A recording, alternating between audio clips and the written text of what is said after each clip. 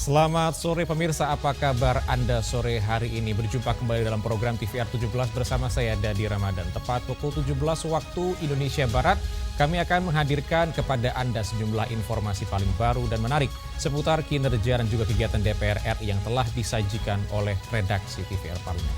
Dan pemirsa TVR Parlemen adalah TVR 17. Selengkapnya.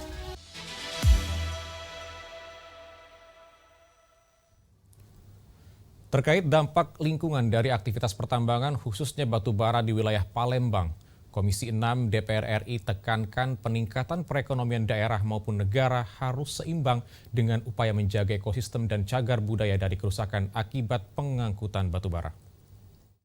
Dalam kunjungan kerja ke Palembang, Sumatera Selatan, Komisi 6 DPR RI menyoroti dampak lingkungan dari aktivitas pertambangan, khususnya batu bara di wilayah ini. Komisi 6 DPR menekankan peningkatan perekonomian daerah maupun negara harus seimbang dengan upaya menjaga ekosistem dan cagar budaya dari kerusakan akibat pengangkutan batu bara. Ketua Komisi 6 DPR RI Anggia Ermarini menegaskan, selain berkontribusi untuk meningkatkan pendapatan ekonomi negara dan kesejahteraan masyarakat, perusahaan pertambangan juga berkewajiban untuk menjaga kelestarian ekologi di sekitar wilayah tambang. Menurutnya, eksploitasi komoditas tambang harus sejalan dengan penerapan prinsip keberlanjutan lingkungan, salah satunya melalui pemulihan kembali lahan bekas tambang. Idenya adalah supaya pertumbuhan ekonomi, lalu kemudian sosial. Tetapi jangan lupa ekologinya, lingkungannya juga harus terjaga. Ini yang kita mau lihat. Tadi kita diskusi lebih banyak ke situ, memastikan bahwa good corporate-nya itu termasuk di dalamnya adalah kelestarian lingkungan. Selain itu, anggota Komisi 6 DPR RI Iskandar menyoroti masifnya kapal tongkang milik perusahaan pertambangan batu bara plat merah PT Bukit Asam yang aktif menggunakan Sungai Musi sebagai jalur distribusi batu bara. Ia menilai hal ini dapat mengancam kelestarian jembatan Ampera sebagai ikon kota Palembang, mengingat sudah berulang kali terjadi peristiwa kapal tongkang menabrak jembatan. Nah, kita minta bahwa Bukit Asam sudah harus memikirkan untuk jangka panjang, memperpanjang alur daripada rel kereta api sampai ke daerah hilir itu agar ini melewati daripada Sungai Musi ini tidak lagi dilakukan tongkang. Karena ini sangat berbahaya karena jembatan Musi heritage bagi kami, kebanggaan bagi kami. Dari Palembang, Sumatera Selatan, Sigit Rilo, TVR Parlemen melaporkan. Pemirsa, selanjutnya menanggapi konflik antara Israel dan Iran yang kian memanas, Wakil Ketua Komisi 1 DPR RI Ahmad Heriawan mendesak Kementerian Luar Negeri Republik Indonesia untuk prioritaskan perlindungan dan juga keamanan bagi warga negara Indonesia yang berada di wilayah konflik.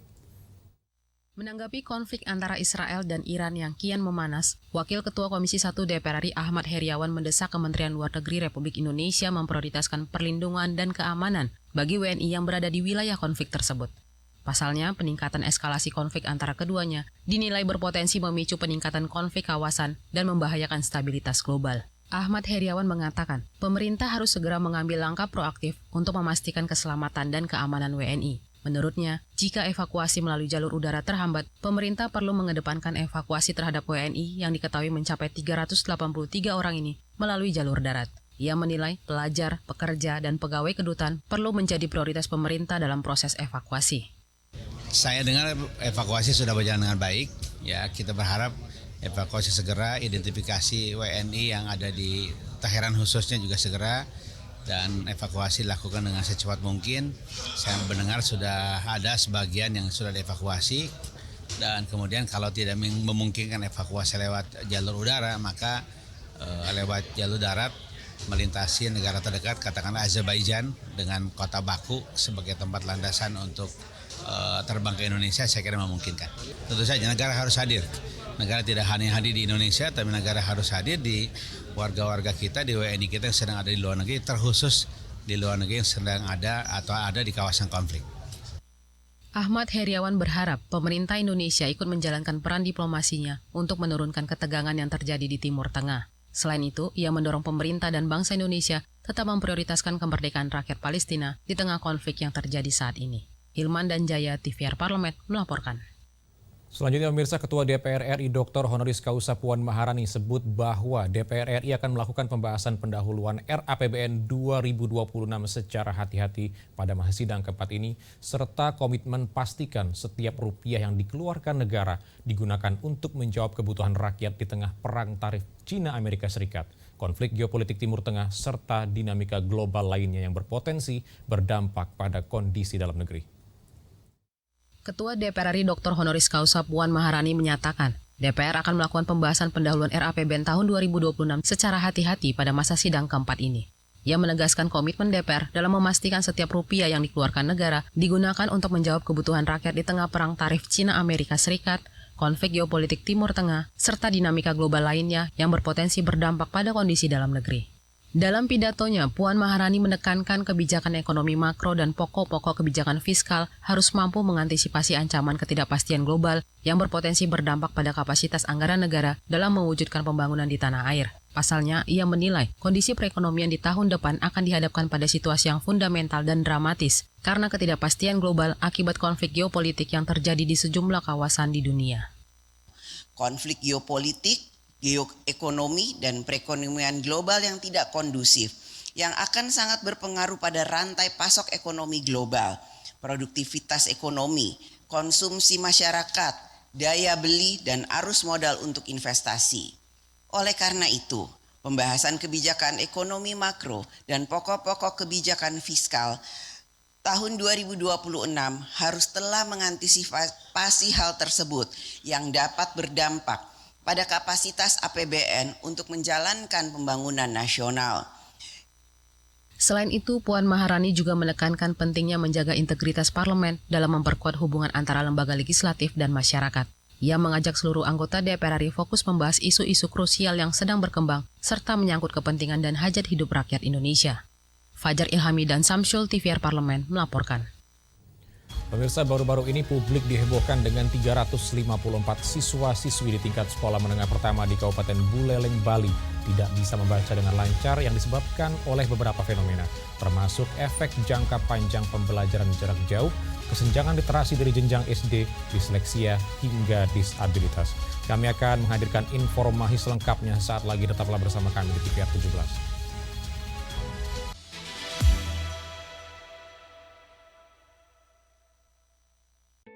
Selamat datang di Biro Pemberitaan Parlemen. Anda memasuki kawasan zona integritas menuju wilayah bebas dari korupsi atau WBK dan wilayah birokrasi bersih dan melayani atau WBBM. Biro Pemberitaan Parlemen berkomitmen penuh untuk mewujudkan wilayah bebas korupsi dan wilayah birokrasi bersih dan melayani. Komitmen kami, pejabat dan jajaran memiliki komitmen tinggi untuk mewujudkan WBK dan WBBM melalui reformasi birokrasi, khususnya dalam hal pencegahan korupsi dan peningkatan kualitas pelayanan publik. Kedua, bebas dari korupsi dengan terwujudnya wilayah bebas korupsi atau WBK, yang artinya bebas dari KKN, gratifikasi, dan dari segala bentuk pungutan liar atau pungli. Terakhir, pelayanan prima dengan terwujudnya wilayah birokrasi bersih melayani, yaitu dengan meningkatnya kualitas pelayanan publik dan tercapainya kepuasan masyarakat terhadap pelayanan.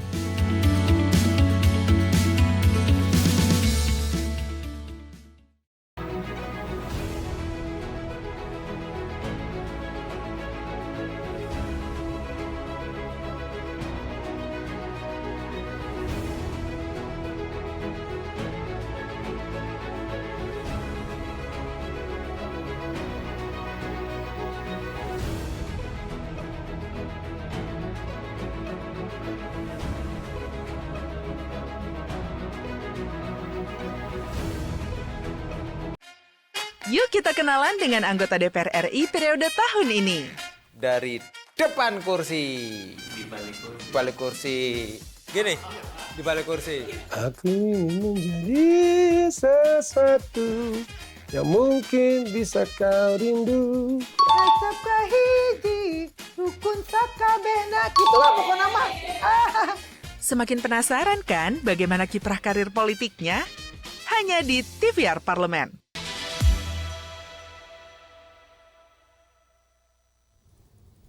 Kembali di TVR 17, pemirsa, Badan Aspirasi Masyarakat DPR RI dorong pemerintah daerah Provinsi Bali ikut andil dalam meningkatkan literasi peserta didik di tingkat SMP yang mengalami disabilitas intelektual sehingga memerlukan pendampingan pendidikan secara khusus. Dan kita simak liputan mendalam yang telah dikemas oleh tim redaksi TVR Parlemen dalam segmen Lensa Parlemen. Berikut ini.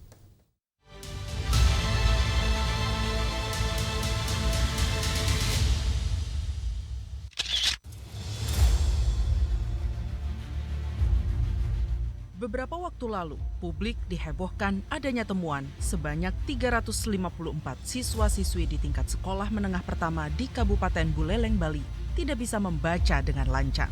Hal ini menunjukkan adanya masalah dalam pemberian jenjang dasar pendidikan, yakni membaca. Berdasarkan hasil penelitian Program for International Student Assessment atau PISA, tahun 2022 disebutkan 75% anak usia 15 tahun di Indonesia memiliki kemampuan membaca di bawah standar PISA level 2, yang artinya mereka kesulitan memahami gagasan utama dan sebuah teks panjang. Fenomena ini disebabkan oleh berbagai faktor, seperti efek jangka panjang, pembelajaran jarak jauh, disleksia, hingga disabilitas. Untuk itu, Wakil Ketua Komisi 10 DPR RI meminta pemerintah segera menyelidiki penyebab tidak bisa membaca di kalangan siswa SMP, serta menekankan pentingnya peningkatan literasi membaca di tingkat daerah. Memang diantaranya mungkin karena yang tidak bisa membaca ini diklaim bahwa IQ-nya ada di bawah seperti rata-rata 50, tapi tadi juga dibantah apakah benar sudah diadakan tes IQ atau belum. Jadi memang ini perlu penelusuran lebih lanjut kenapa daerah-daerah tadi yang disebutkan itu tidak bisa membaca sampai ke jenjang SMP SMA. Sementara itu, Badan Aspirasi Masyarakat DPR RI mendorong pemerintah daerah Provinsi Bali untuk ikut andil dalam meningkatkan literasi peserta didik di tingkat SMP yang mengalami disabilitas intelektual sehingga memerlukan pendampingan pendidikan khusus. Selain itu, ia mendukung langkah Bupati Buleleng yang menggratiskan biaya pendidikan bagi anak-anak disabilitas untuk pemberantasan buta aksara. Bupatinya menyampaikan akan menerima semua anak-anak disabilitas untuk masuk di sekolah-sekolah SMP. Kepala daerahnya menganggarkan anak-anak TK, SD, SMP disiapkan baju gratis, kemudian buku-buku gratis untuk meningkatkan anak-anak Kabupaten Buleleng yang tidak bisa baca tulis, baik anak yang disabilitas ataupun anak yang reguler, sehingga tingkat anak-anak untuk memasuki dunia pendidikan semakin tinggi. DPR RI terus berkomitmen untuk memperjuangkan peningkatan layanan pendidikan inklusi, termasuk kebutuhan guru pendamping, SLB, dan pelatihan tenaga pendidik sebagai upaya transformasi pendidikan Indonesia yang semakin berkualitas dan merata ke seluruh daerah di tanah air.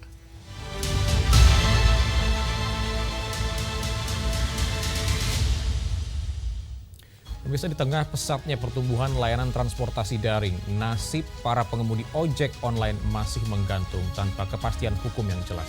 Informasi selengkapnya akan kami hadirkan sesaat lagi, tetaplah TVR 17. Bapak Ibu ini kan orang-orang pintar setaunya saya di Kemendikbud. Ya, hakim yang memutuskan vonis bebas mereka sakit semua. Kalau memang ada yang terlibat, langsung pecat Pak, langsung beri sanksi.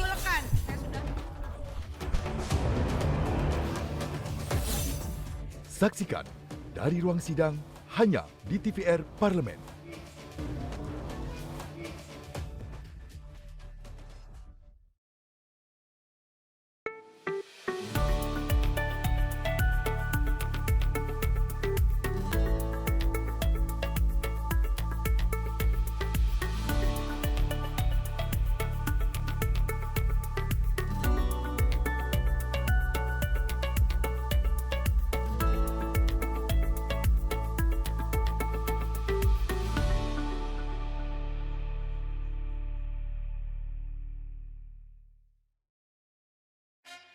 Yuk kita kenalan dengan anggota DPR RI periode tahun ini.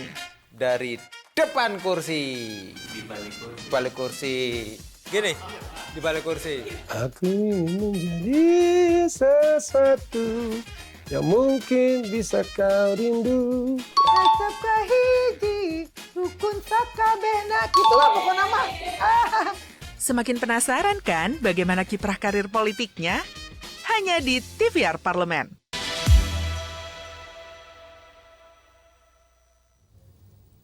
Anda masih bersama kami di TVR 17. Pemirsa, meski menjadi tulang punggung mobilitas jutaan orang setiap hari, hingga kini mereka belum sepenuhnya mendapatkan perlindungan hukum yang layak, baik sebagai pekerja maupun sebagai mitra.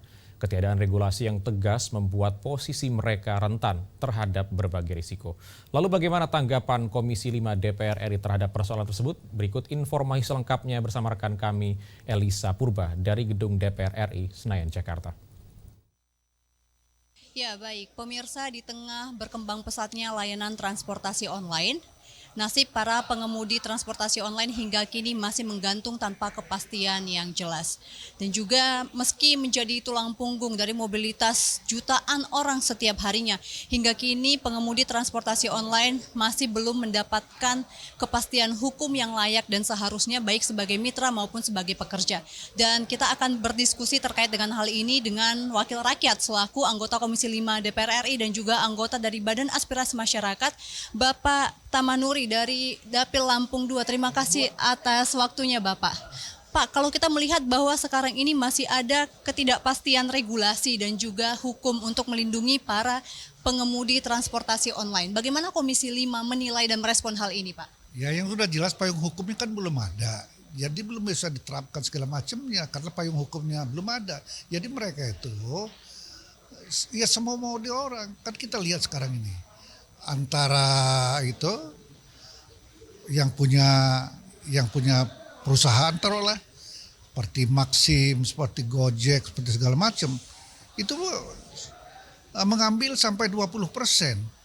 Nah, berapa lagi yang harus dimakan sama para pengemudi? Sedangkan mereka itu pengusaha-pengusaha itu tidak ada andilnya di situ.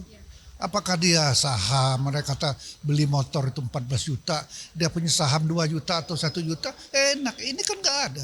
Kalau dia rusak, kalau dia pecah ban, ya dia sendiri. Begitu juga mobil-mobil. Nah, oleh karena itu kita berjuang. Komisi 5 berjuang, BAM berjuang supaya ini ada payung hukumnya dan kita atur sedemikian rupa.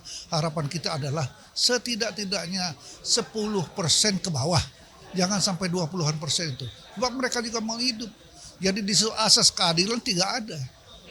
Ini kalau saya mendengarkan statement Bapak berarti sangat-sangat miris melihat nasib para pengemudi transportasi online. Bagaimana Komisi 5 untuk mendorong pemerintah agar segera menggodok dan juga menetapkan regulasi untuk kepentingan para pengemudi transportasi online ini, Pak? Ya, sekarang ini kan masih mengambil data-data. Waktu itu sudah kita Komisi 5 sudah rapat mengundang mereka-mereka itu. Dan tapi belum sampai di apa yang kita tuju ini. Nah, nanti tentu proses ini akan berlanjut terus sampai ada kepastian secara hukum dan ada ketentuan yang pas pembagian uang antara pengusaha dengan para pengemudi. Nah, ini namanya ada asas keadilan, kita pertimbangkan di situ. Apakah menemukan tantangan, Pak, di dalam menetapkan untuk perlindungan hukum bagi para pengemudi ini, Pak? Yang jelas tantangan itu adalah bagi para pengusaha. Kalau yang para pengemudi ya sekarang nuntut kan pengusaha yang mungkin nggak mau mereka sih. Nah, itulah peran pemerintah untuk menengahi seperti ini. Nah, berapa yang layak untuk pengusaha, berapa yang layak untuk pengemudi, ini yang akan kita lakukan. Sejauh ini dari Komisi 5 apakah sudah ada untuk bertemu dengan para pengusaha ini, Pak? Untuk sementara waktu ini belum direncanakan ya, karena dulu kira-kira sebulan yang lalu sudah kita laksanakan. Dan sekarang ini BAM, saya juga anggota BAM, dan sudah mengadakan juga rapat-rapat seperti itu. Supaya yang kelihatannya nggak jauh berbeda antara BAM dengan Komisi 5. Selain dari yang didapatkan dari pengemudi baik potongan yang diturunkan, apakah akan ada dorongan untuk mendapatkan status pekerja formal dan juga akses jaminan sosial bagi para mitra pengemudi, Pak? Nah, ini kita harapkan sampai di situ. Jangan seperti sekarang ini, tidak ada tanggung jawab mereka itu pengusaha. Jadi kalau dia sakit, kalau dia tumburan mobilnya, motornya rusak, nggak ada tanggung jawab mereka. Hanya mereka mengharapkan ada setorannya sekian persen, itu kan. Baik Bapak, terima kasih atas waktu dan juga diskusinya. Tentu kita berharap bahwa Badan Aspirasi Masyarakat dan juga Komisi 5 bisa membantu untuk mengawal dan juga mendorong agar pemerintah segera menetapkan kepastian hukum bagi para mitra pengemudi transportasi online. Sekian dari saya, Elisa Purba, kembali ke studio. Dan selanjutnya pemirsa, apa saja yang menjadi sorotan di media online nasional pada hari ini? Saat lagi tetap bersama kami di TVR 17.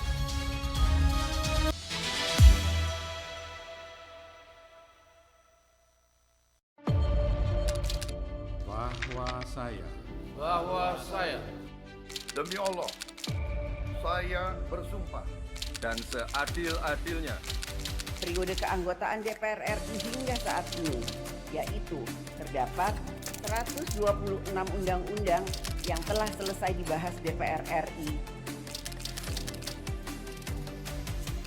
Terima kasih rekan Elisa dan juga Danida. Pemirsa,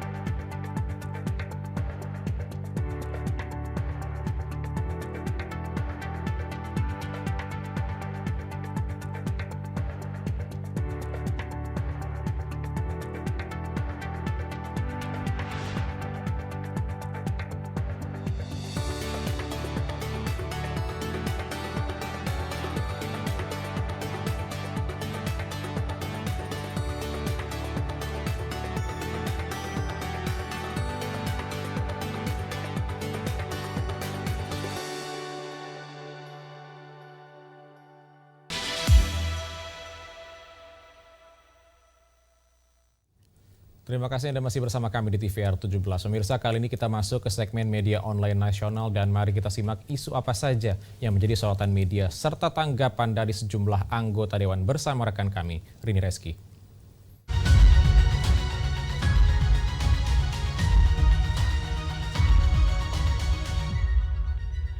Terima kasih rekan Dani dan pemirsa, selamat sore. Kita masuk ke berita pertama yang menjadi headline di media online pada hari ini, yaitu mengenai Ketua DPR RI Puan Maharani yang menekankan Indonesia dalam semangat persatuan. Kita lihat pemirsa di layar kaca. Tentunya pemirsa di sini Ketua DPR RI yaitu Dr. Honoris Causa Puan Maharani dalam kunjungan kerjanya di Amerika Serikat menekankan kepada diaspora Indonesia yang tinggal di wilayah San Francisco, California dan juga sekitarnya untuk tidak pernah melupakan akar kita sebagai orang Indonesia. Diaspora yang hadir diantaranya dari perwakilan mahasiswa, komunitas agama, hingga komunitas ibu pecinta wastra Nusantara. Dan juga di samping itu, meskipun negara kita juga menghadapi dampak dari gejolak global, namun Indonesia dipandangnya masih baik-baik saja. Di sini juga Indonesia harus terus menjaga situasi politik sehingga dinamika global tidak mempengaruhi situasi ekonomi yang nantinya akan berdampak pada rakyat. Kita beralih ke berita selanjutnya yang juga menjadi headline di media online pada hari ini, yaitu mengenai 4 pulau Anambas terinformasikan dijual daring dan negara lalai jaga kedaulatan wilayah. Kita lihat kembali di layar kaca. Baik pemirsa, di sini anggota Komisi 4 DPR RI yaitu Daniel Johan mengecam keras beredarnya informasi penjualan 4 pulau di Kabupaten Kepulauan Anambas, Kepulauan Riau yang ditawarkan secara terbuka di situs properti internasional.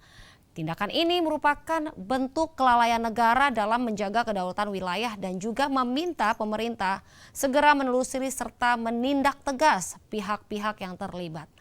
Sebagaimana diketahui pemirsa, keempat pulau berada dalam zona konservasi laut, di mana seluruh aktivitas ekonomi seharusnya tunduk pada prinsip perlindungan ekosistem.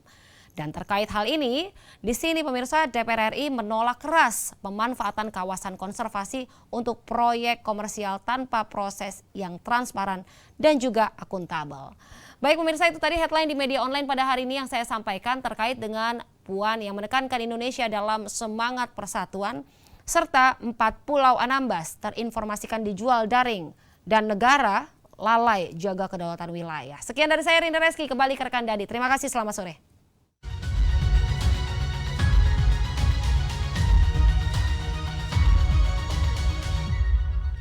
Terima kasih rekan ini telah menyampaikan sejumlah update sorotan dari media online nasional pada hari ini. Dan segmen media online tadi sekaligus menutup program TVR 17 edisi sore hari ini. Saya Dadi Ramadan beserta seluruh kru TVR Parlemen yang bertugas mengucapkan terima kasih dan pamit undur diri dari hadapan Anda. Selamat sore TVR Parlemen, referensi Indonesia.